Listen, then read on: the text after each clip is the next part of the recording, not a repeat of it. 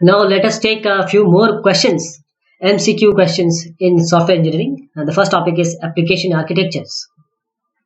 So the first question is, which of the following example is or are models of application architectures? These are options for you. Please read them very carefully and give me the answer. The answer is all of the mentioned. That is a means of accessing component for use.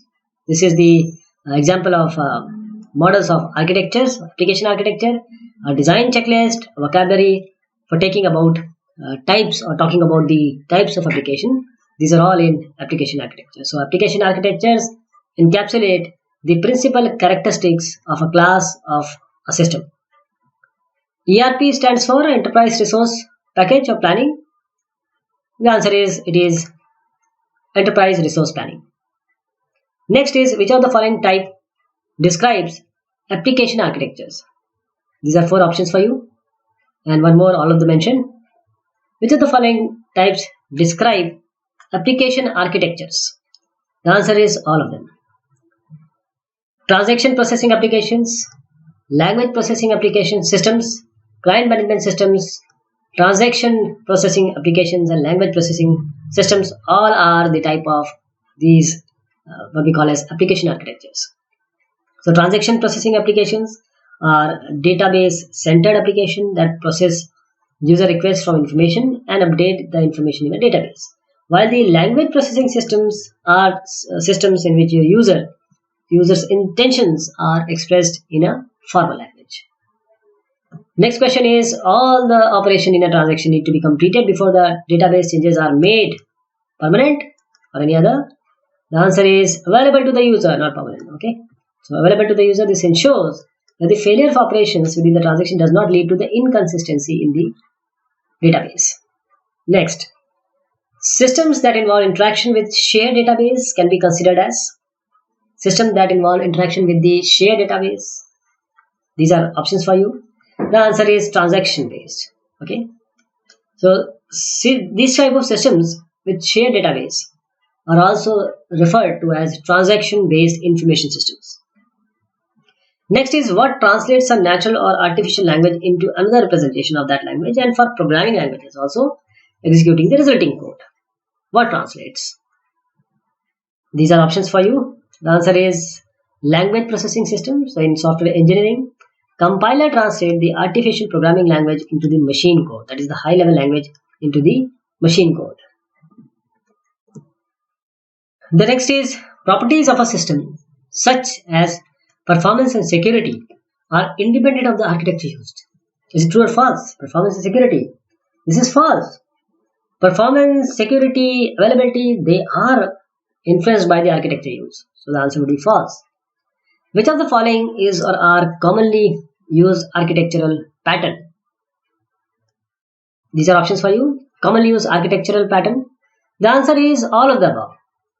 May it be MVC or model view controller, layered architecture, or client server.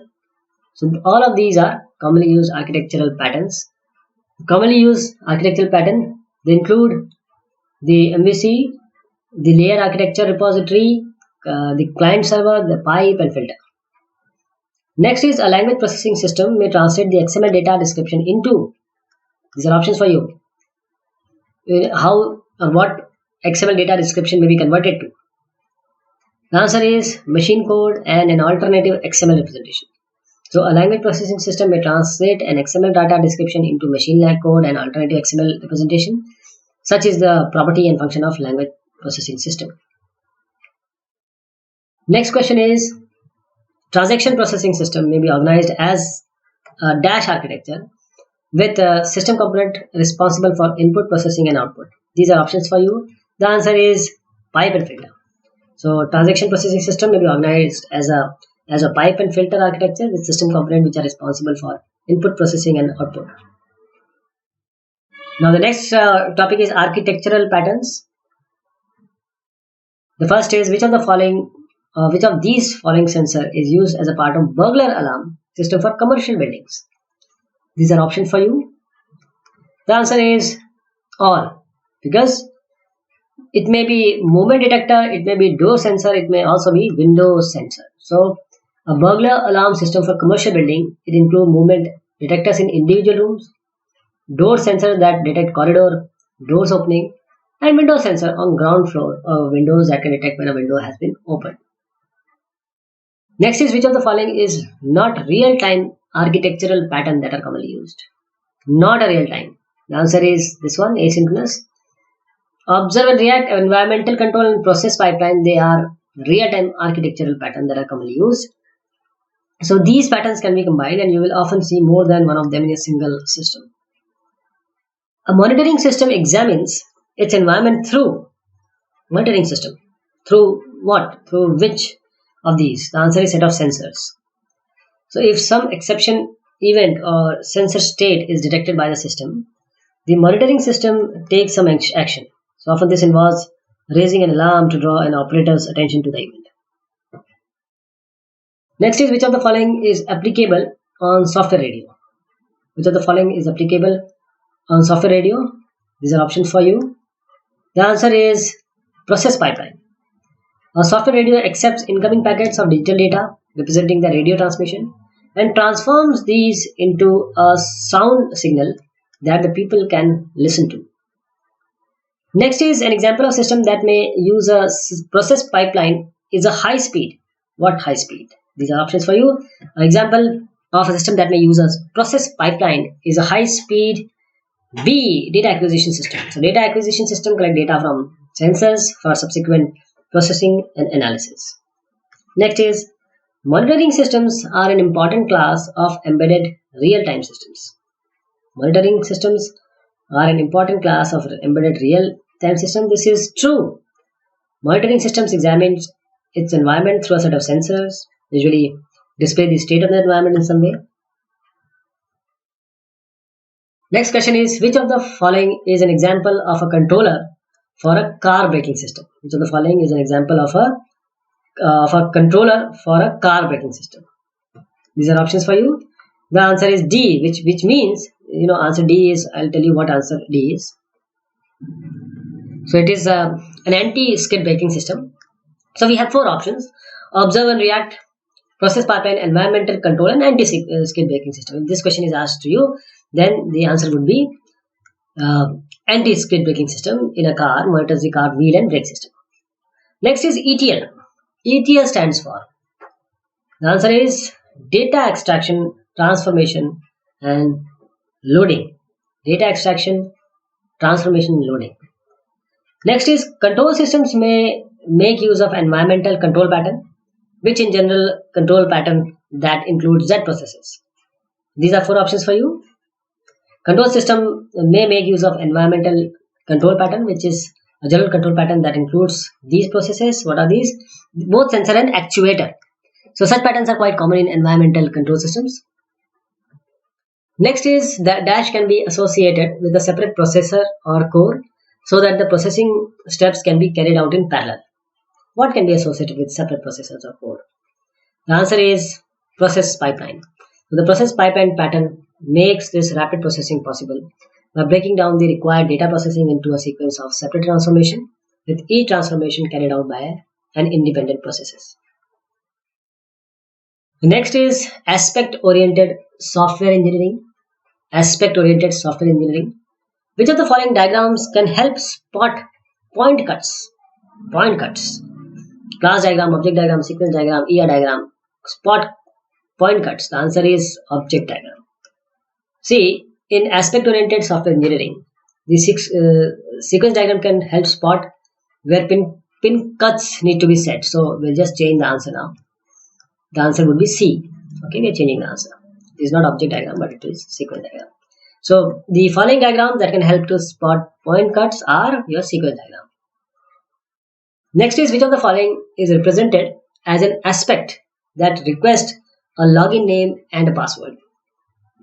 The answer is user authentication. User authentication is represented as an aspect that requests a login name and password. User authentication. So it may be represented as an aspect. This can be automatically woven into the program whenever authentication is required. Next is research and development in aspect orientation has primarily focused on R&D in aspect orientation. The answer is C. Aspect-oriented programming.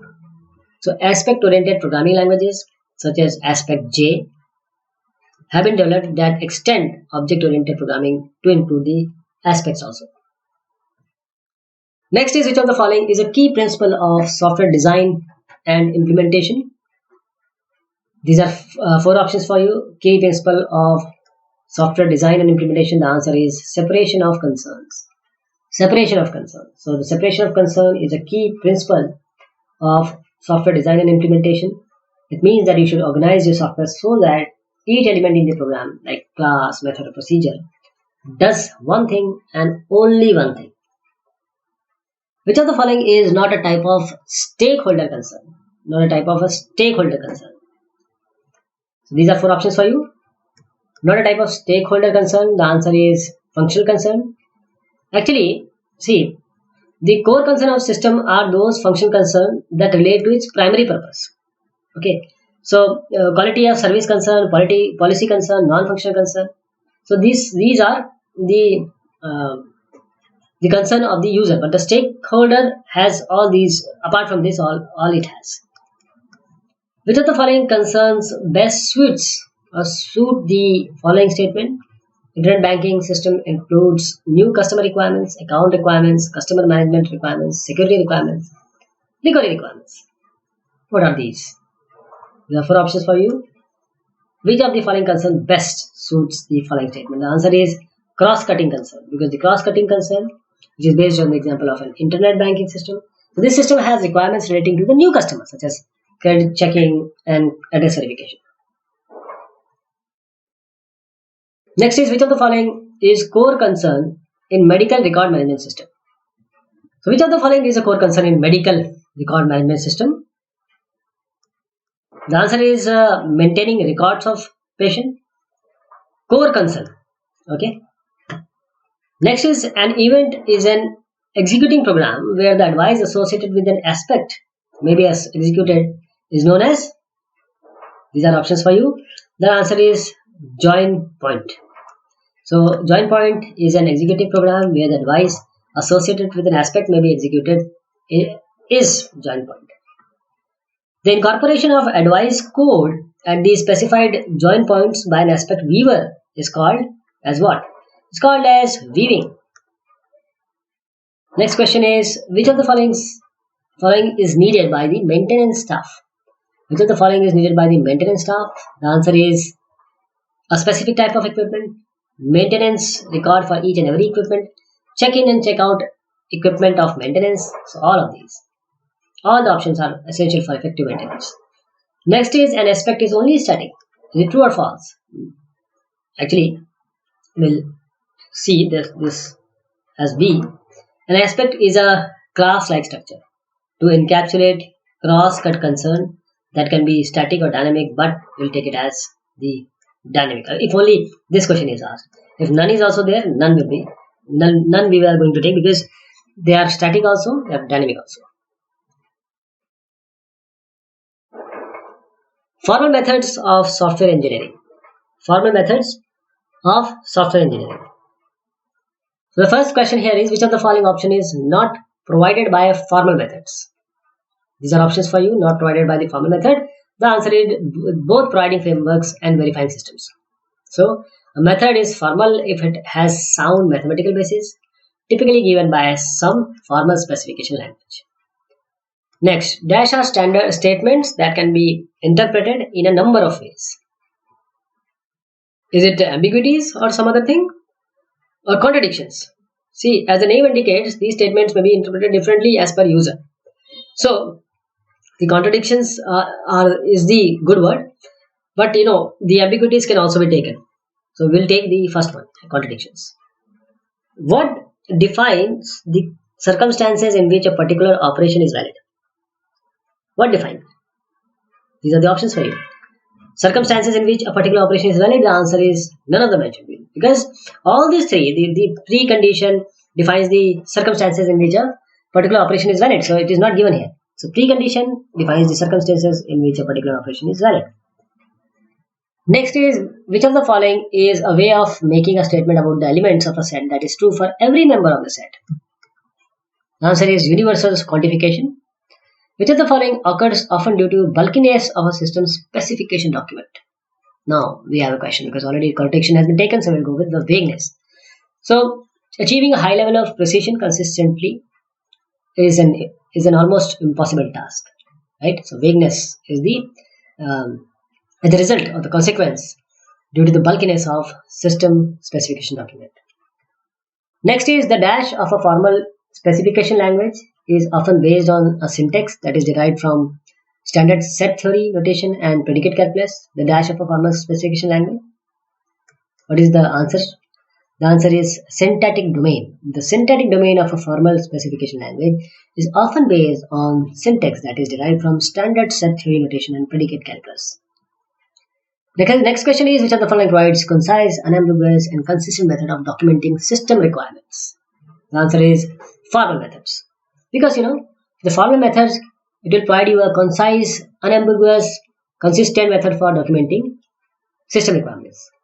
Next, the dash of a specification language indicates how the language represents system requirement. Now, these are the four options: the dash of a specification, the semantic domain. So, the semantic domain of a specification language indicate how the language represents system requirement. Just for instance, a programming language has a set of formal semantics that enable the software developer to specify algorithm that transform input to output. Which of the following is essential for success when formal methods are used for the first time? Which of the following is essential for success? The answer is both expert training and consulting. So, expert training and consulting are essential for success when formal methods are used for the first time. Next is, it is generally not necessary to apply formal methods to every aspect of a major system. Is it true or false? It is true. Those systems that are safety critical system are first choices, followed by the component whose failure cannot be tolerated. For that, we go for the formal methods. So these were few more questions of software engineering, and we'll be taking more in the coming session. Thank you so much.